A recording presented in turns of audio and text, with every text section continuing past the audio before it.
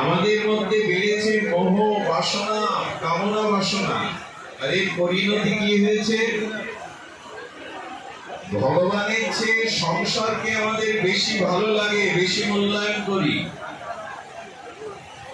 একটু ধ্যান দিয়ে শুনুন, আমাদের কাছে সংসার ভগবানের থেকে আরো প্রিয়।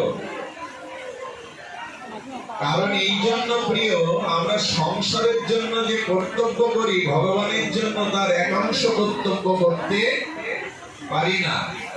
এটি বাস্তবসম্মত কথা যে সংসারকে আমাদের যত প্রিয় লাগে, সংসারের জন্য আমরা মাথার ঘাম পায়ে ফেলে যত পরিশ্রম করি, সংসারে স্ত্রী পুত্র কন্যাদের প্রতি আমাদের যত মায়া আসক্তি আছে, এটা ভগবানই আমরা এখনো দিতে পারিনি।